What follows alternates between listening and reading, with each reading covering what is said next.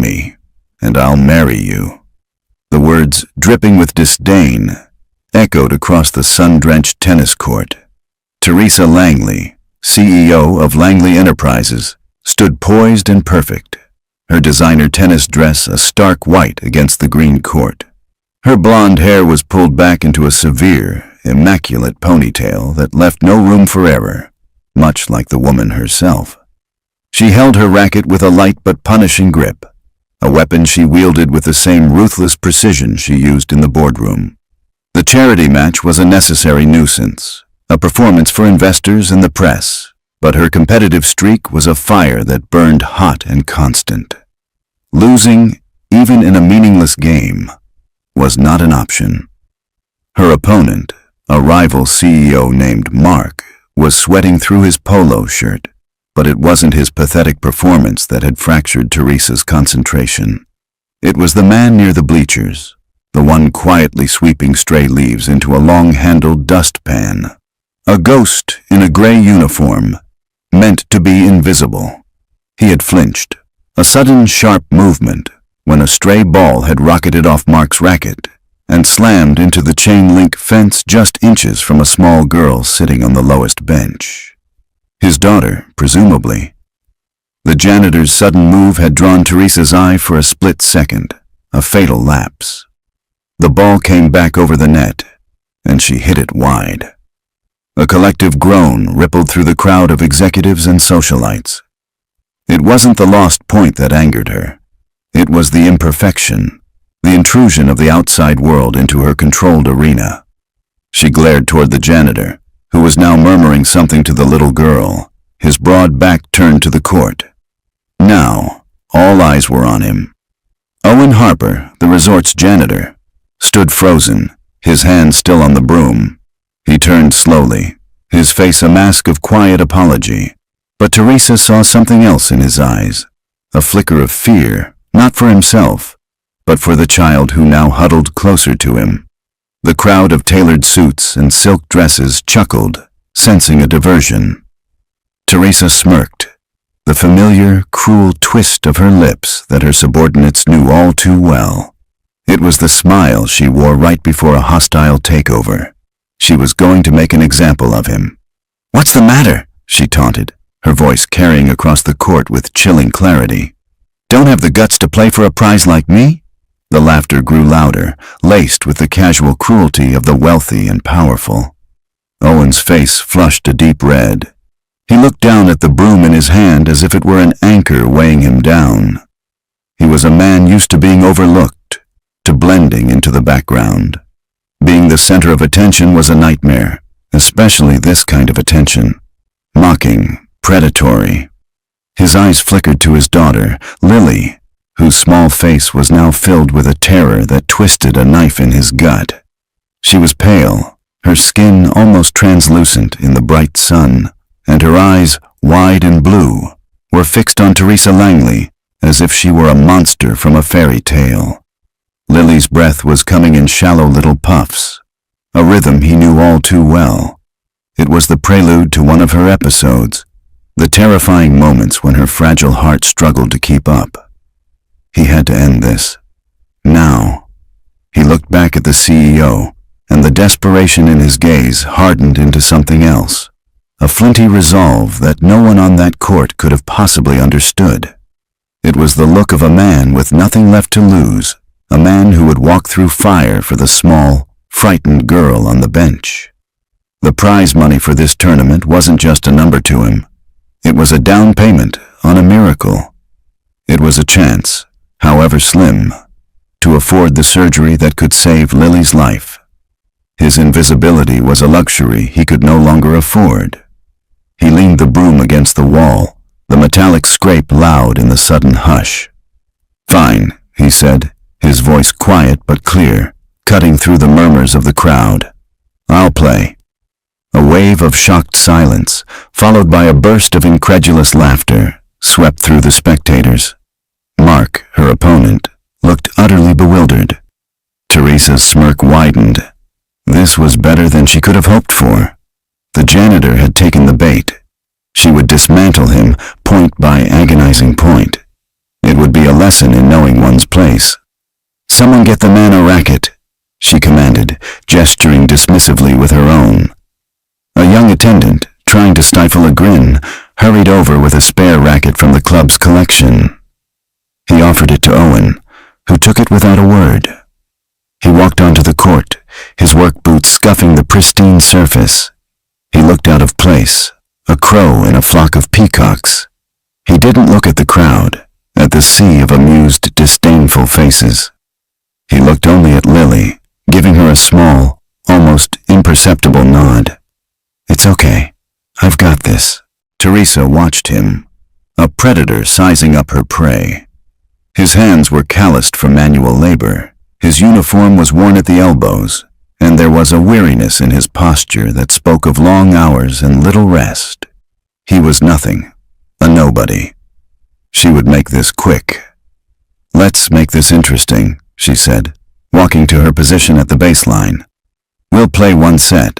First to 6 games wins, and the prize money for the tournament goes to the winner's chosen charity."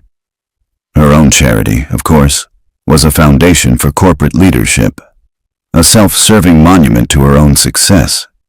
She had no idea what a man like him would even do with the money. Buy a new broom, perhaps. Owen simply nodded, his expression unreadable. He bounced the tennis ball once, twice. The sound was flat, ordinary. The crowd settled in for the spectacle, the CEO versus the janitor. It was a farce, a bit of cruel entertainment before the champagne reception. Teresa tossed the ball into the air for her first serve, her body coiling like a spring, ready to unleash the power that had crushed countless opponents. This would be over in 10 minutes, but as she made contact, she saw something shift in the man across the net. The weary slump was gone. His feet were planted, his body was balanced, and his eyes, the eyes that had been downcast and apologetic just moments before, were now fixed on the ball with an intensity that sent a bizarre, unwelcome shiver down her spine. The joke, she realized with a sudden, sickening jolt, might not be on him. The yellow ball was a blur of speed and precision, an ace aimed at the far corner of the service box. It was Teresa's signature serve, a missile designed to be unreturnable, a statement of dominance. She didn't even watch it land. She was already turning, expecting the satisfying thud of the ball against the back wall and the polite applause for a point well made. Instead, she heard a sound that didn't belong, a sharp, explosive crack as strings met ball, followed by a gasp from the crowd. Teresa spun around just in time to see the ball streak past her, a yellow comet kissing the baseline on the opposite side of the court. It was a clean winner, untouchable. Her mind couldn't process it. It was a fluke, a lucky swing from a man who had no business even holding a racket. Owen Harper hadn't moved with the clumsiness of a novice. He had pivoted on the ball of his foot, his body uncoiling in a single, fluid motion of kinetic energy. His form was flawless, a textbook display of power and grace that was so at odds with his worn uniform, it felt like a hallucination. 15, love, the umpire's voice called out, sounding slightly dazed. Teresa's jaw tightened. Annoyance prickled at her skin. She grabbed another ball, her movements now sharp and angry. She tossed it higher this time, putting every ounce of her frustration into the next serve. This one was even faster, aimed right at his body to jam him. But Owen read it perfectly. He took a small step back, his body flowing around the ball, and met it with a backhand slice that sent it skimming low over the net. It landed softly, just a few feet from the net, and died on the court with a wicked backspin. There was no way she could have reached it. 30, love. A murmur rippled through the crowd. The snickering had stopped. Now there was only a tense, confused silence. People were leaning forward in their seats. This wasn't a joke anymore. Teresa stared across the net, her heart starting to pound with a strange mixture of fury and disbelief. He wasn't just returning her serves. He was dismantling her game. He was anticipating her every move, countering her power with strategy. her aggression with a calm, almost unnerving precision. She managed to win the next point on a fault, but the small victory felt hollow. For the rest of the game, he was always one step ahead. He moved with an economy of motion, his feet barely seeming to touch the ground. His worn work boots, which had looked so clumsy just minutes ago, now seemed to glide across the court. The janitor was gone. In his place was a player of terrifying skill. He won the first game, then the second. By the third game, Teresa was playing desperately, her carefully constructed composure beginning to crumble. She was hitting the ball harder, aiming for the lines, taking risks she never would normally take. But he was a brick wall. Everything she threw at him came back, often faster and placed more cleverly than her original shot. The calloused hands she had mocked now held the racket with an artist's sensitivity, angling shots, changing the pace, controlling the entire rhythm of the match. In the stands, a veteran sports journalist, who was only there to get a quote from a banking executive for a financial piece, lowered his phone. He squinted, his eyes fixed on Owen's unique, slightly open stance before his forehand. He'd seen it before, years ago. A young phenom, a kid they called the Rocket for his explosive style, a player who had been destined for Grand Slam titles before he'd simply vanished. It couldn't be. That kid would be in his late 30s now, not sweeping floors at a luxury resort. It had to be a coincidence.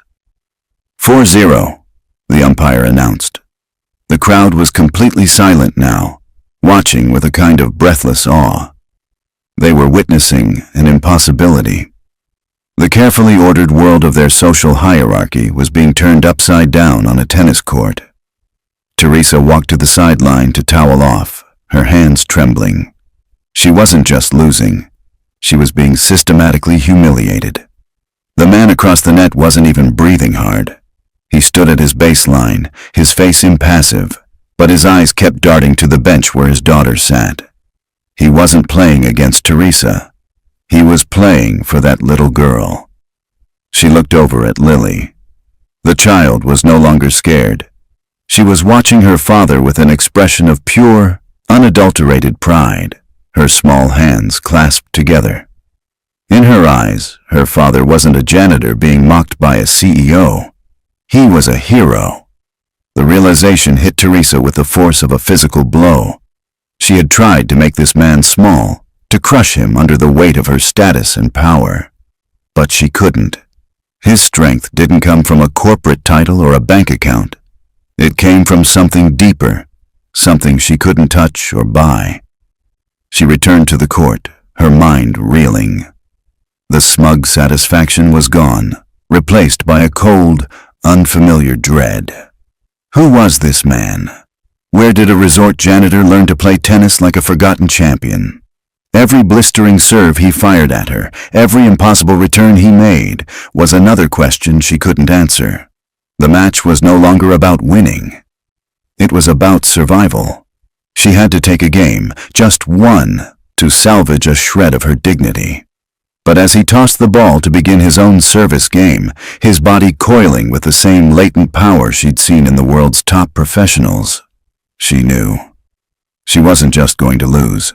She was going to be erased. The sound of Owen's serve was like a gunshot. It wasn't the clean thwack of a club player. It was a heavy, concussive boom that spoke of years of disciplined, brutal practice. The ball flew, not just fast, but with a ferocious spin that made it kick off the court like a startled animal. Teresa lunged, but her racket met only air. Ace. He walked to the other side of the court, his expression unchanged. He didn't look at her. He looked at the ball in his hand, his focus absolute. He served again. Another cannonball, this time to her backhand. She managed to get her racket on it, but the force of the shot nearly tore it from her grip. The ball looped weakly into the bottom of the net. The rest of the game was a blur of power and precision. In less than 2 minutes, it was over. The score was now 5-0. One more game, and her humiliation would be complete. A 6-0 loss, a bagel, in front of her board members, her rivals, and the media. The thought was so mortifying it made her feel physically ill. She glanced toward the bleachers, her eyes finding Lily Harper. The little girl was no longer just watching. She was beaming, her small face lit up with a joy so pure it was almost painful to look at. As Owen walked back to the baseline to receive Teresa's serve, Lily coughed, a small, dry sound that was quickly muffled into her hand. Owen's head snapped toward her for a fraction of a second, his focus breaking just long enough to see if she was okay. In that fleeting glance, Teresa saw it all. The raw fear, the crushing weight of responsibility, the desperate love of a father terrified of losing his world. This wasn't about tennis. This wasn't about her or her arrogant challenge. This was a man fighting for his daughter's life with the only weapon he had left. The knowledge didn't make her feel better. It made her feel worse. It made her feel small. She walked to the baseline to serve for the final game, her legs feeling like lead. Her pride demanded that she fight, that she not go down without leaving a mark. She channeled all her rage and confusion into her game, playing with a ferocity that surprised even herself. For a few brief moments, it felt like a real match. They engaged in a blistering rally, a frantic exchange of cross-court forehands and sharp-angled volleys that had the crowd gasping. She was a skilled player, a former collegiate champion, and she forced him to move, to run, to show the full extent of his talent. She won a point, then another. The crowd offered a smattering of polite, almost pitying applause. But for every point she clawed back, he answered with two of his own, each one more brilliant than the last. He was toying with her, she realized with a sickening lurch. He could end this whenever he wanted. He was drawing it out, not to humiliate her further, but to control the pace, to conserve the energy he so clearly needed for battles fought off the court. Then, it came. Match point, 40-30. Teresa served, putting everything she had left into it. It was a good serve, deep and fast. He returned it with a casual flick of his wrist, a soft, looping shot that landed deep in her court. It was a setup. He was inviting her to attack. Her instinct screamed at her to hit it hard, to go for a winner. She ran up and smashed an approach shot down the line. It was a perfect shot, one that would have won the point against any other opponent she had ever faced. But Owen was already there, as if he knew where the ball was going before she even hit it. He glided to his right and, with a breathtakingly graceful drop shot, angled the ball just over the net. It landed with the softness of a falling leaf and died, spinning away before she could even take a step toward it. The game, and the set, was over. 6-0. Silence. A deep, profound silence fell over the court. And then, the applause started. It wasn't the polite clapping of a corporate event. It was a roar, an explosion of genuine thunderous applause, not for the CEO, but for the janitor who had played like a king. Teresa stood frozen, her racket hanging loosely from her hand. The sound washed over her, a wave of public judgment. She had never been on this side of it before. She was the one people applauded. She was the winner. Owen walked to the net, his face calm, the mask of the stoic janitor sliding back into place. The fire in his eyes was banked, the fluid grace of the athlete receding back into the weary posture of the working man. He extended his hand. It was a simple, professional gesture, devoid of triumph or malice. For a long moment, she just stared at his calloused hand. Shaking it felt like surrender, not just of the match, but of her entire worldview. But not shaking it would be a public display of petulance, a confirmation of everything her worst critics said about her.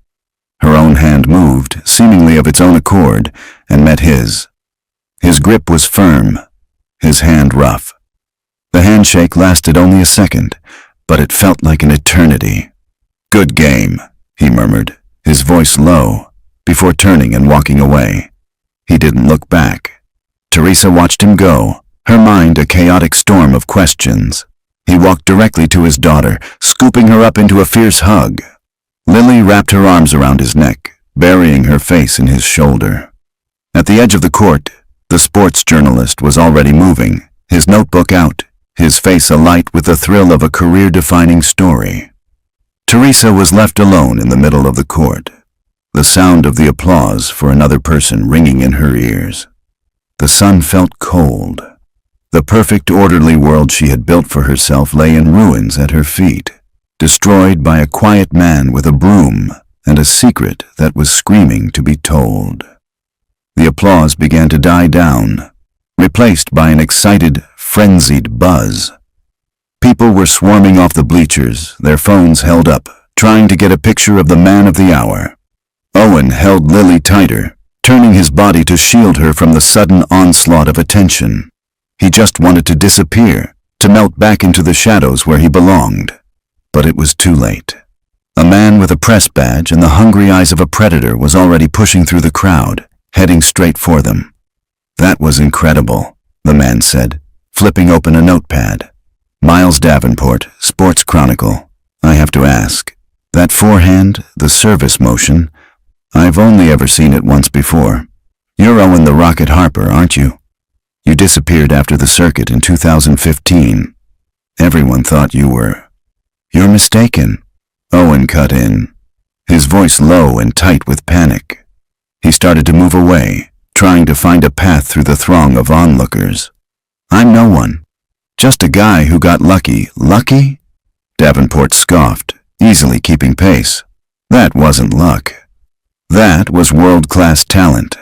The world has been asking what happened to you for 10 years. You can't just show up and beat a CEO 6-0 and expect no one to notice." "What's your story?" Owen's jaw clenched. He could feel Lily trembling in his arms. This was his worst nightmare realized. The past he had buried so carefully was being unearthed with a shovel, right in front of his daughter. "Please," he said, his voice dropping to a desperate whisper. "Leave us alone." From the center of the court, Teresa watched the scene unfold. She saw the panic in Owen's eyes, the predatory gleam in the reporters. The crowd was closing in like vultures. Part of her, the cold, calculating CEO, told her to walk away. This was his mess. She could go to the clubhouse, issue a statement about sportsmanship, and begin the long, arduous process of damage control. Let the janitor fend for himself. But another part of her, a part she hadn't felt in years, couldn't move. She saw the little girl's face, pale and terrified, and remembered the look in Owen's eyes when he'd played. He had fought like a man defending his kingdom, and she, in her arrogance, had forced his kingdom into the open, leaving it vulnerable to attack. She was the cause of this. With a resolve that surprised herself, she strode toward them, her heels clicking in angry rhythm on the pavement. The crowd parted for her instinctively, a sea of whispers falling silent as she approached. "Mr. Davenport," she said, her voice like ice. It was the voice she used to kill billion-dollar deals, and it stopped the reporter in his tracks. "The charity event is over. Our staff are now off the clock." She put a pointed emphasis on the word staff. "I'm sure you have better things to do than harass a man trying to take his daughter home." Davenport looked from Teresa's furious face to Owen's panicked one. He smelled a story far bigger than a washed-up athlete. This had layers, but he also knew Teresa Langley's power. One phone call from her could have him blacklisted from every major sporting event in the country. He gave a tight, resentful smile. "Of course, Ms. Langley. Just doing my job." He backed away slowly, his eyes still locked on Owen, a silent promise that this wasn't over. Once he was gone, the rest of the crowd began to disperse, disappointed that the drama was over. Soon, the three of them were left in a tense, echoing silence on the edge of the court. Lily was still clinging to her father, her face hidden in his neck. Teresa crossed her arms, the familiar defensive posture feeling flimsy and inadequate. "You're welcome," she said stiffly. Owen didn't look at her. "I didn't ask for your help. I asked to be left alone. Something you seem to have a problem with." The gratitude she expected was absent, replaced by a cold, simmering anger. "I need answers," she said, ignoring the jab. "Who are you?" This time the question was not a public taunt, but a genuine burning inquiry. A performance like that doesn't come from nowhere. Davenport was right, wasn't he? "I'm the janitor," Owen shot back, finally meeting her gaze. His eyes were hard. "You made that very clear. And now, thanks to you, my daughter is terrified and my life is about to become a circus. I hope it was worth it for you." He turned to leave. "Wait," she said, a new, awful thought occurring to her. "The prize money." He stopped, his back still to her. "What about it?" "You said you only played for the money," she stated, piecing it together. The sick daughter, the desperation. It was clicking into place. "That's right," he said without turning. "The tournament purse." $50,000. Teresa's stomach dropped. The cold dread from the match returned, but this time it was laced with something that felt horribly like pity. "Owen," she said, using his first name without thinking. "This is a charity event. The prize money isn't cash. It's a formal donation. It goes directly from my company's foundation to a registered 501c3 charity of the winner's choice. You can't just take it." He turned around slowly. The color drained from his face, leaving his skin a pasty, ashen gray. The anger in his eyes was replaced by a look of such profound, gut-wrenching horror that Teresa had to look away. He had endured a public spectacle, exposed his deepest secret, and won, all for nothing. "What?" he whispered, his voice cracking. "No, that can't be right." "It's the law," she said softly, the words feeling like poison in her mouth. "There are tax regulations for corporate philanthropy. The money never touches the winner's hands." He stared at her, his mind clearly struggling to process the information. The hope that had fueled him through the match, the single burning light at the end of his very dark tunnel, had just been extinguished. He had gambled everything and lost. "No," Owen breathed, the word a hollow puff of air. He took a staggering step back, his mind refusing to accept what she was saying. "No, you're lying." "It's a trick. Why would I lie about that?" Teresa said, her voice softer than she intended. She was watching a man completely unravel, and the sight was deeply unsettling. "Because you're cruel," he finally exploded, his voice raw with anguish. "Because you saw me, a janitor, and you wanted to make a fool of me. And when that didn't work, when I beat you, you had to find another way to win, another way to crush me." "Daddy, I don't feel so good." The small, weak voice cut through Owen's rage like a shard of glass. Both he and Teresa looked down at Lily. The little girl's face was alarmingly pale, her lips tinged with a faint, bluish hue. She was leaning heavily against her father's leg, her breathing shallow and rapid. "Lilybug?" Owen's anger evaporated instantly, replaced by a cold wave of terror. He knelt, his hands hovering over her, afraid to touch her, as if she might break. "What is it? What hurts?" "My chest," she whispered, her eyes wide and frightened. "It feels tight." Like a balloon, Owen's hands flew to the small pouch he wore on his belt, fumbling with the zipper. He pulled out an inhaler and a small digital pulse oximeter. His hands were shaking so badly he could barely clip the device onto her tiny finger. He squeezed his eyes shut, praying the number would be stable. When he opened them, the red digits glowed back at him, stark and unforgiving. 84%. Dangerously low. "Okay, baby, okay," he said, trying to keep his voice from trembling. "We're just going to do a little breathing treatment, just like we practice, remember? Nice and slow." He tried to administer the inhaler, but Lily was starting to panic, her short breaths turning into gasps. Teresa stood frozen, a spectator to a scene of pure primal fear. This was real. This wasn't a story to be spun by the press or a problem to be solved by her legal team. This was a little girl who couldn't breathe. The tightness in Lily's chest seemed to radiate outwards, squeezing the air from Teresa's own lungs. All the power, all the money, all the influence she commanded meant absolutely nothing in this moment. She was useless. Owen looked up at her, his eyes wild with desperation. The anger and resentment were gone, replaced by a silent, agonizing plea. He was a father watching his child slip away, and he was utterly alone. Something inside Teresa snapped. The years of carefully constructed emotional armor, of ruthless ambition and calculated indifference, shattered. She was no longer a CEO. She was the only other person there. "My car," she said, her voice sharp and commanding, cutting through the haze of panic. "It's right there." "It'll be faster than an ambulance," Owen didn't question her. He scooped the frighteningly light body of his daughter into his arms and ran, following Teresa to the gleaming black sedan parked in the VIP section. She remotely unlocked the doors, and he scrambled into the back seat, cradling Lily, whispering to her, begging her to stay with him. Teresa slid into the driver's seat, her hand steady on the leather-wrapped wheel. She peeled out of the resort's parking lot with a squeal of tires that turned the heads of the last lingering guests. The drive was a blur of blaring horns and swerving around slower cars. Teresa drove with a focused fury, her entire being narrowed down to a single objective: get to the hospital. In the rearview mirror, she could see them.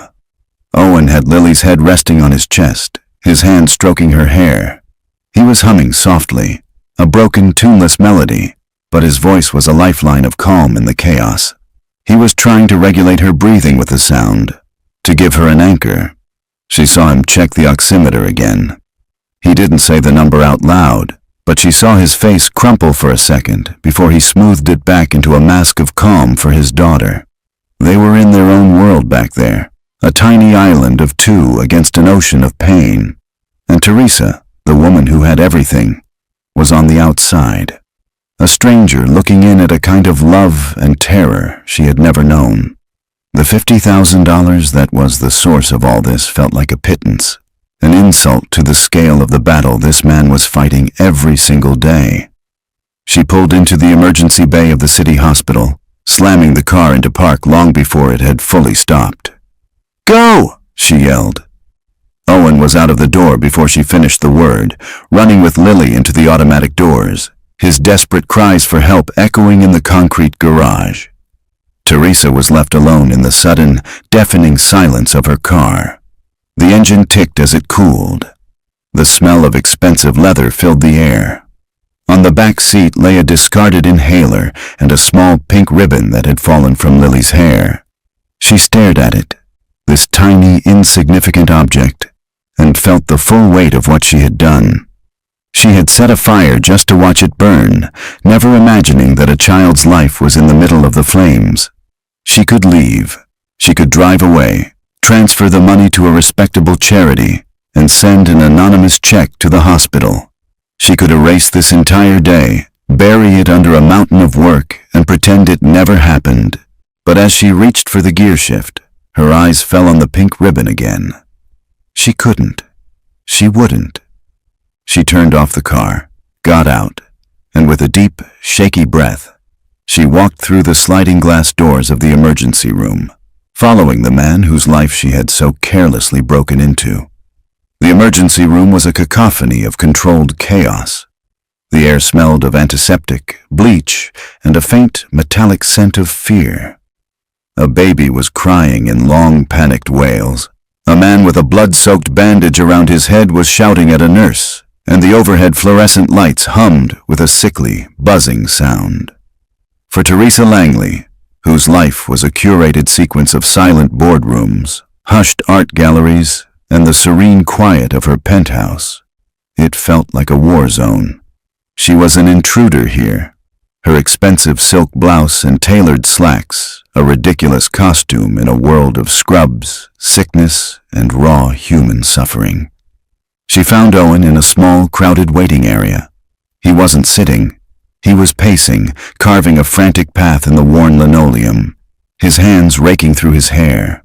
A nurse had taken Lily from him the moment they'd burst through the doors, and a curtain had been pulled, hiding her from view. He was left on the outside, a powerless parent waiting for a verdict. He didn't notice Teresa until she was standing directly in his path. He stopped, his eyes bloodshot and wild. "What are you still doing here?" he asked, his voice a hoarse whisper. "Haven't you done enough?" "This is a private matter. Teresa started, but the words caught in her throat. What could she say? "I'm sorry? I'm responsible?" The phrases felt cheap, meaningless in the face of the terror on his face. For the first time in her adult life, she had no script, no strategy.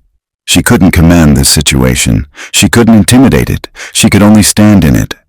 "I wanted to make sure she was okay," she finished lamely. Owen let out a bitter, humorless laugh. "She's not okay. She's never been okay. You just made it worse before she could respond." A doctor in blue scrubs pushed through a set of swinging doors, calling his name. "Mr. Harper?" Owen spun around, his entire body rigid with anticipation. "Is she all right? Can I see her?" The doctor, a tired-looking man with kind eyes, led him a few feet away for a semblance of privacy. Teresa stayed where she was, but in the small, loud room, it was impossible not to overhear. "We've stabilized her for now," the doctor said gently. "We have her on oxygen, and her SATs are back up to 90%.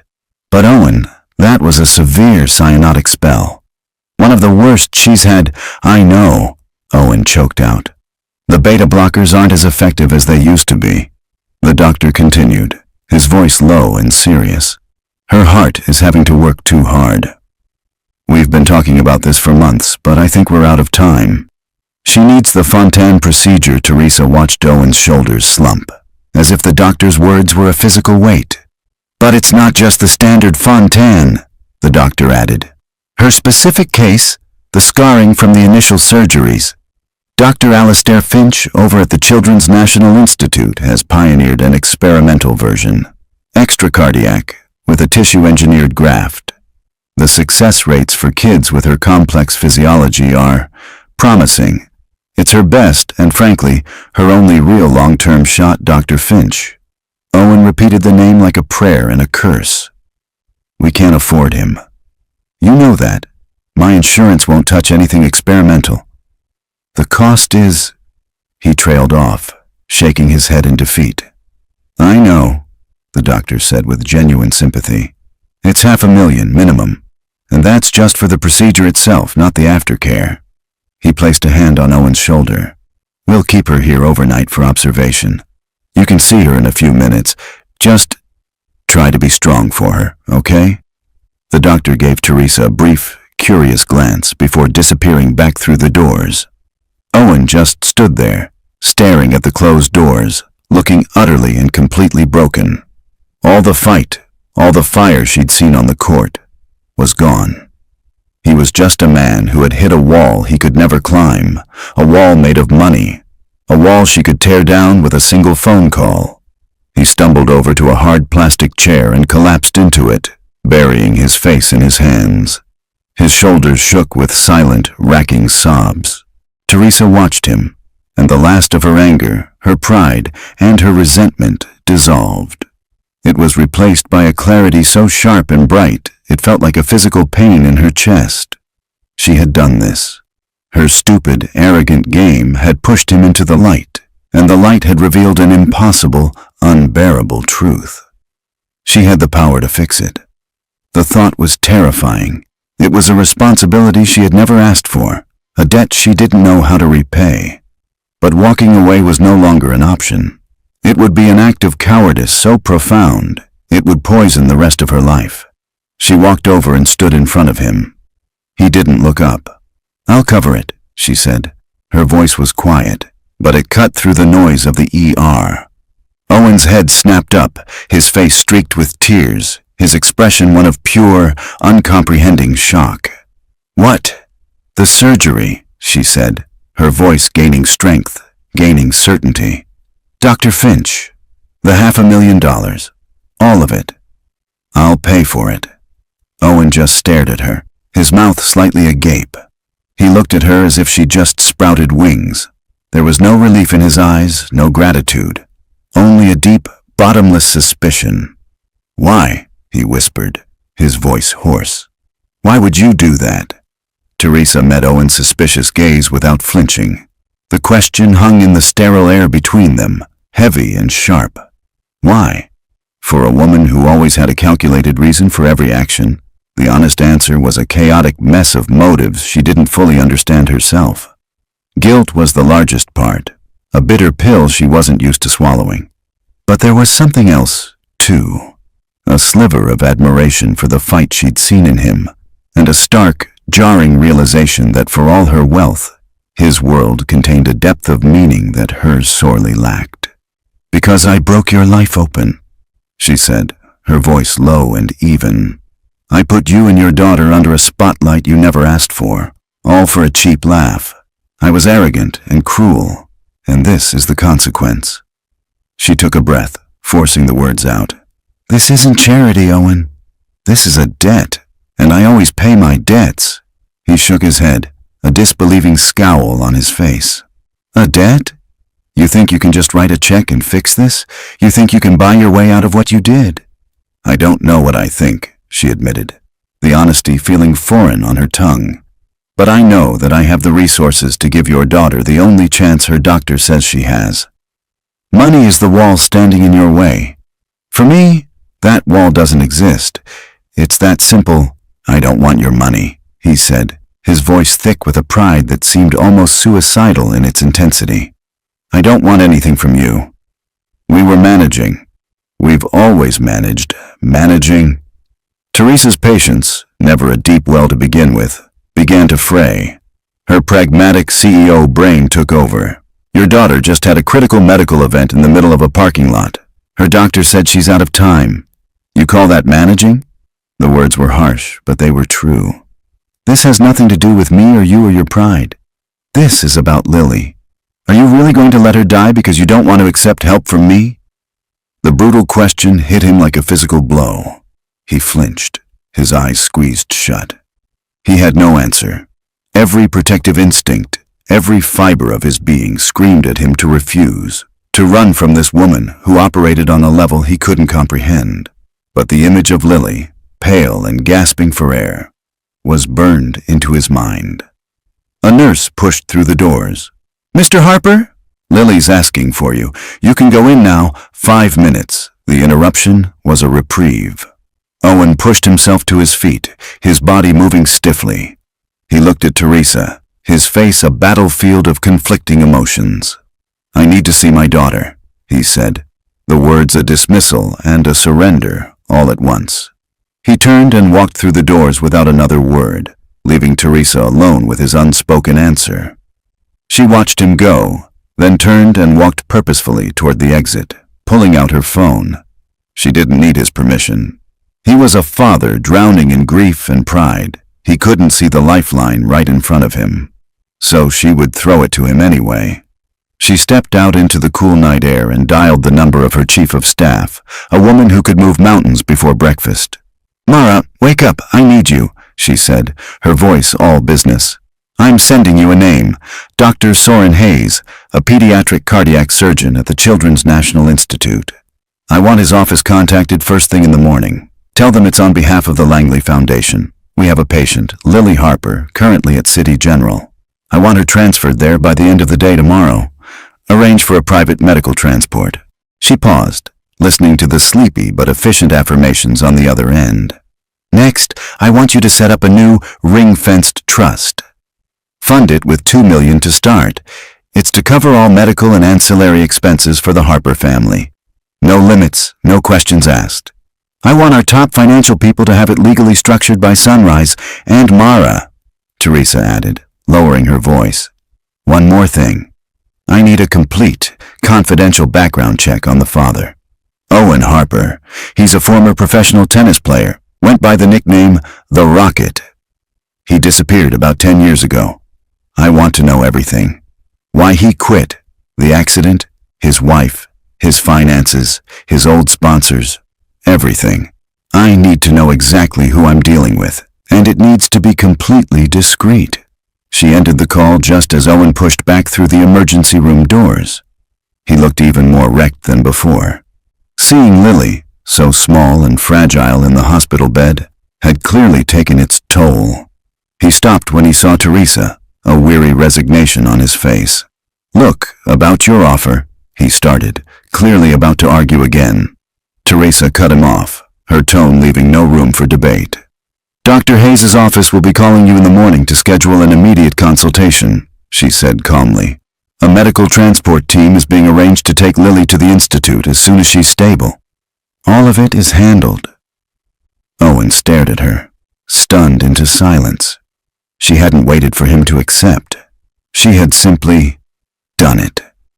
He was no longer in control of his own life. He was a passenger in a rescue mission he had never agreed to, captained by the one person he had every reason to despise. The terrifying thing was, it was a rescue that might actually work. For a long moment, Owen just stared at her, the words failing to form. He felt like a man standing on a cliff edge who had just been pushed, only to find he'd been given wings instead of being left to fall. The feeling was disorienting, a nauseating mix of fury at her audacity and a profound, bone-deep relief that stole the strength from his legs. "You had no right," he finally managed to say, but the words had no heat. They were the last dying embers of a pride he could no longer afford. "Probably not," Teresa agreed, her expression unreadable in the harsh hospital lighting. "But I did it anyway. Your only job now is to be with your daughter. Let me handle the rest." The rest, as she called it, unfolded with the terrifying efficiency of a military operation. Within hours, a private medical ambulance arrived, staffed by a team of calm, reassuring professionals. They transferred Lily onto a gurney with such gentle expertise that she barely stirred.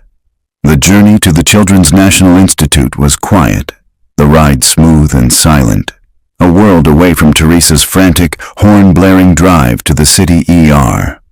Owen sat beside his daughter, holding her hand, watching the city lights blur past the window, feeling like he'd been abducted onto another planet. A planet where money solved impossible problems. The institute was less a hospital and more a futuristic temple of healing. Soft lighting, calming art on the walls, and a quiet, competent hush replaced the chaotic din they'd left behind. Lily was settled into a private room with a view of a garden, a room larger than Owen's entire apartment. The next morning they met Dr. Soren Hayes. He was a tall, silver-haired man with a reassuring presence and eyes that saw everything. He spoke to Owen directly, treating him not as an accessory to Teresa's wealth, but as the most important person in the room, Lily's father. He pulled up complex diagrams of the heart on a large screen, explaining the dangers of Lily's condition and the intricate, high-risk genius of the surgical solution. "The procedure is a marathon, not a sprint," Dr. Hayes explained calmly. "We're essentially replumbing her entire circulatory system. There are significant risks: infection, clots, rejection of the graft. But without it..." He paused, letting the unspoken reality hang in the air. "Without it, she may not have more than a few months. With it, she has a chance. A real one. She could live a full, happy life." Owen listened, absorbing every word, asking intelligent, informed questions that clearly impressed the doctor. Teresa stayed in the background, a silent observer. She saw the way Owen's hands were clasped so tightly they were white, but his voice was steady. He was no longer the broken man from the ER. Here, in a room where his daughter's life was being mapped out, he was a warrior again, focused and resolute.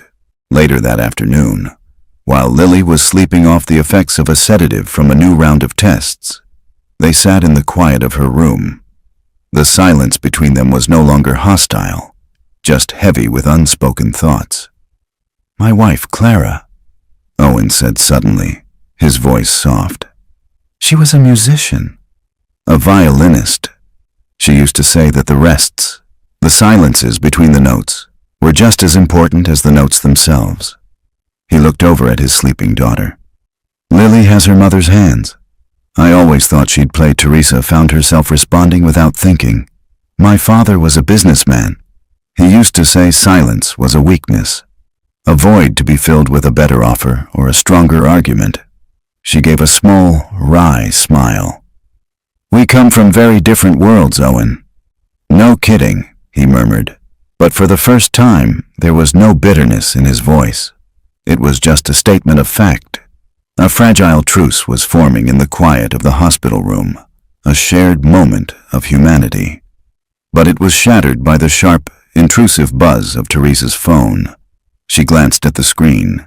It was her chief of staff, Mara. It was urgent. She stepped out into the hallway to take the call. "What is it, Mara?" Mara's voice was tight with stress. "It's bad, Teresa." Gavin Shaw called an emergency board meeting for Monday morning. "The agenda item is a vote of no confidence in your leadership." Teresa's blood ran cold.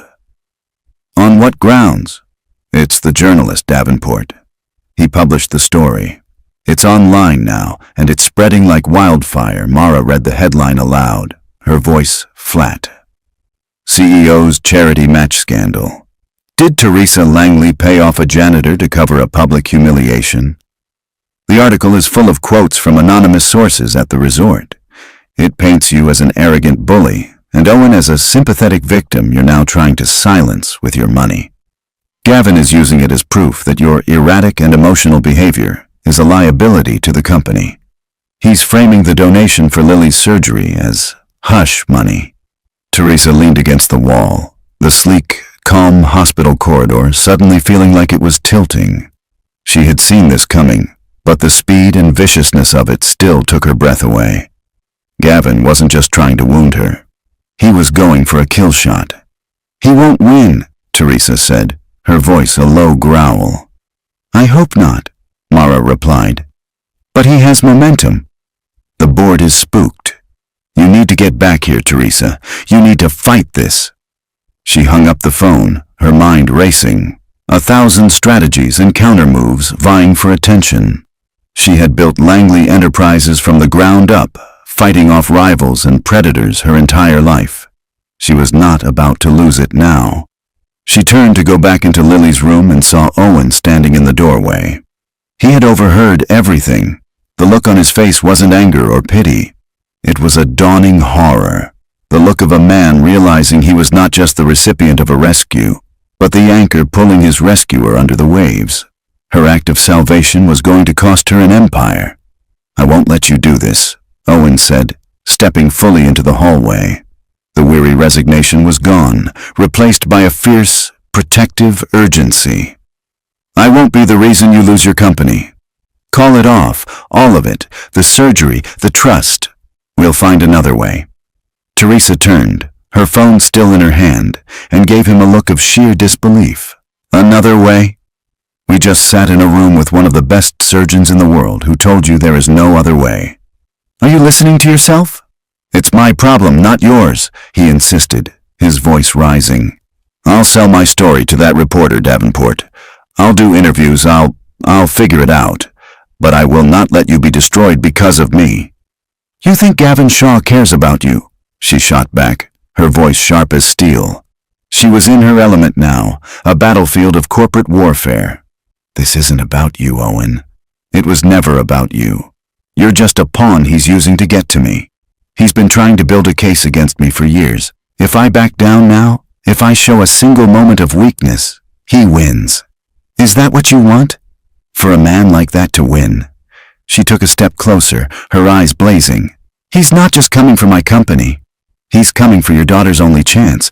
The two are now connected, so you can either stand there feeling noble and sorry for yourself, or you can get ready to fight." Her phone buzzed again. It was a secure message from Mara. Teresa's eyes scanned the text, her expression shifting from anger to a deep, focused intensity. It was the background check on Owen. All the pieces of the puzzle were finally clicking into place.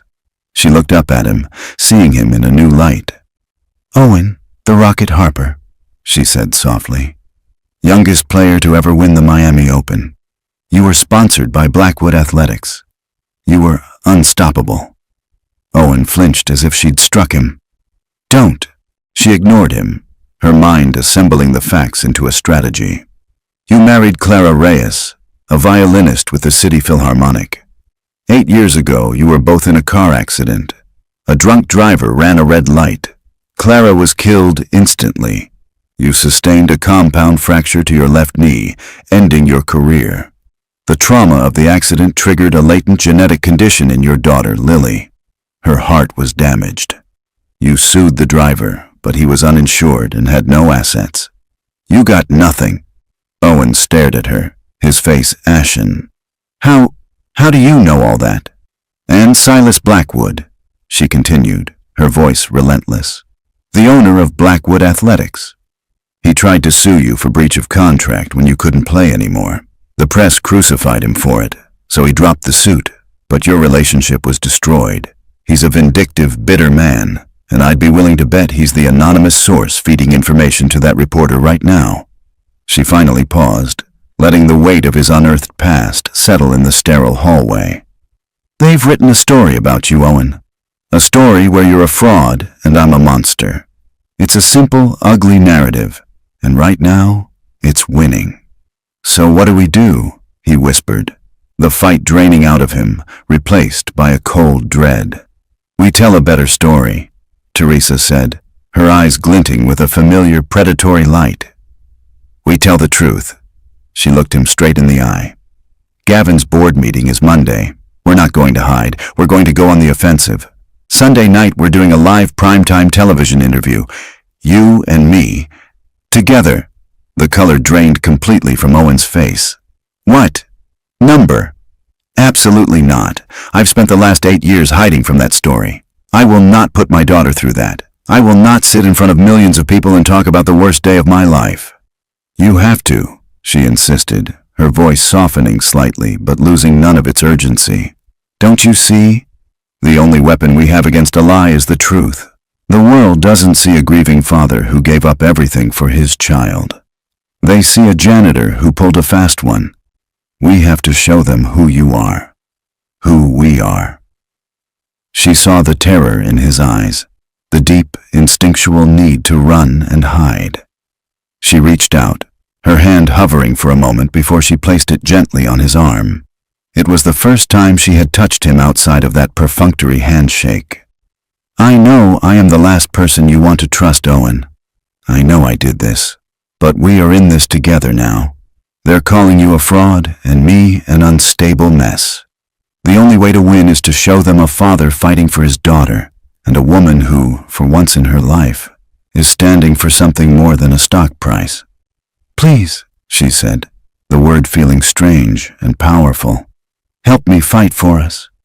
He looked from her face to the closed door of his daughter's room. Behind that door was the only thing in the world that mattered. The world saw him as a janitor. Teresa saw him as a pawn. Gavin Shaw saw him as a weapon. But Lily just saw him as daddy. He had to protect that. And Teresa, for all her flaws, was right. The only way to protect it was to define it himself. He took a deep, shuddering breath. The breath of a man about to dive into freezing dark water. Okay, he said, his voice barely a whisper. I'll do it.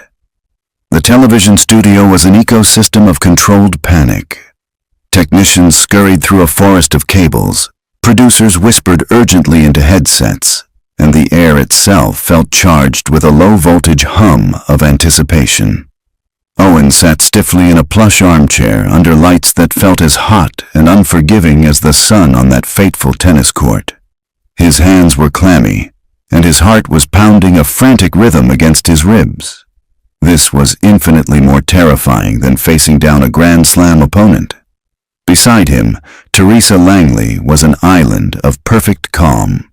She had shed her corporate armor for a simple, elegant navy blue dress. She looked not like a CEO in crisis, but like a woman about to have a quiet, serious conversation. Before the cameras went live, she leaned over to him, her voice a low murmur only he could hear. Just tell them about Lily, she said. Look at the camera and pretend you're telling one person your story. That's all you have to do. I'll handle the rest. The interviewer, a famously incisive journalist named Diane Sawyer, began the segment with a killer's precision. She laid out the scandal, quoting from Davenport's inflammatory article, her questions sharp and pointed. Miss Langley, your rival Gavin Shaw alleges that your $50,000 prize and subsequent multi-million-dollar trust for the Harper family is nothing more than hush money to cover up an act of public bullying. How do you respond? Teresa met the question head-on, her gaze unwavering. I respond by saying that Mr. Shaw is partially correct. My behavior on that court was arrogant and inexcusable. I used my position to humiliate a man I saw as beneath me, and it is a moment I will regret for the rest of my life. The raw public admission stunned Diane into a rare silence. But Mr. Shaw is wrong about the rest, Teresa continued, her voice softening as she turned to Owen. This isn't hush money. This is what happens when you are humbled enough to finally see the truth, and the truth isn't my story. It's his. Diane turned to Owen, her expression shifting from adversarial to curious. Mr. Harper, the world knew you as the Rocket, and then you were gone. What happened? Owen swallowed hard, the heat of the lights making his skin prickle. He took Teresa's advice, picturing Lily's face, and began to speak. He spoke of his wife, Clara, of her love for music, and the life they had planned. Then, his voice cracking, he told them about the accident, the screech of tires, the impossible choice to give up his career to care for the only piece of his wife he had left. I didn't take a janitor's job because I failed, he said, his voice gaining a quiet strength. I took it because it had hours that allowed me to be home for every doctor's appointment. I took it because it was anonymous, a quiet place where I could be a father and nothing else. All I wanted was to protect my daughter, to give her a peaceful life. He looked directly into the camera, his eyes shining with unshed tears. When Miss Langley made that challenge, I didn't care about the insult. All I saw was the prize money, a number that meant one more month of medicine, one more consultation. I was fighting for my daughter. I'm always fighting for my daughter. The interview was a watershed moment. The public narrative didn't just flip. It was rewritten entirely. Social media erupted with a tidal wave of support. # Team Owen and # Langley Hero were trending within the hour. Gavin Shaw and Silas Blackwood were cast as the villains in a story of a father's love and a CEO's redemption. The next morning, when Teresa and Owen walked into the Langley Enterprises boardroom, the atmosphere was funereal. The board members, who had been sharpening their knives just the day before, now looked at Teresa with a newfound awe. Gavin Shaw attempted to press his case, but his accusations sounded petty and hollow in the wake of the previous night's raw emotional truth. The vote of no confidence was defeated in a landslide. By the end of the day, Gavin had tendered his resignation in disgrace. 6 months later, the world was a different place. On a bright sunny afternoon, Lily Harper, her cheeks rosy and full, chased a soccer ball across a sprawling green park. A faint, silvery scar peeked out from the collar of her shirt, the only visible sign of the marathon she had won. Her laughter, clear and easy, carried on the breeze, the most beautiful sound Owen had ever heard. Dr. Hayes had called the surgery a complete success. Owen was no longer a janitor. He was the director of the newly established Harper Heart Foundation, an organization funded by Teresa's initial trust, dedicated to providing financial support for families of children undergoing cardiac care. He ran its sports outreach program, teaching kids with medical challenges how to play and find joy in movement. Teresa stood beside him on the edge of the field, her hand resting comfortably in his. She had delegated more of the day-to-day operations of her company, finding that her life had more room in it than she'd ever imagined. Owen watched his daughter run, his heart full. He turned to Teresa, a slow, easy smile spreading across his face. You know, he said, his voice laced with playful mischief. After all this, I think you still owe me something. Teresa raised a perfectly sculpted eyebrow. Oh, and what would that be? A marriage, he said simply. I beat you. The prize was $50,000 and a wedding. I believe you're in breach of contract. Ms. Langley?" She laughed, a real, genuine laugh that reached her eyes. It was a sound he had come to love. "Is that a proposal, Mr. Harper?" He took her hand, lifting it to his lips and kissing her knuckles. His eyes were serious now, filled with a love and gratitude that was deeper than any ocean. "It is," he said. "Marry me, Teresa. Help me build a boring, happy, quiet life." "I think," she said, her own eyes shining as she leaned in to kiss him, "that's the best business proposal I've ever had."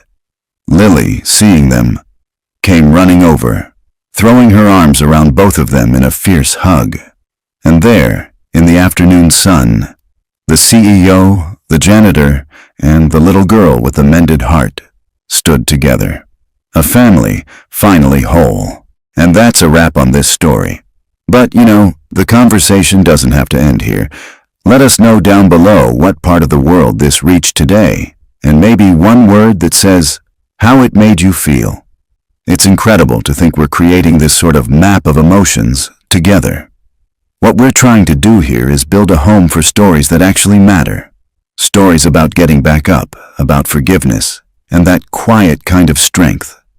If you want to help us build it, a subscription and a simple like goes a very long way. It tells the world that these stories are wanted, and it helps them travel to places we could never reach alone. I'm just so grateful you chose to spend your time here. Until we meet in another tale, try to be the kindness you want to see out there.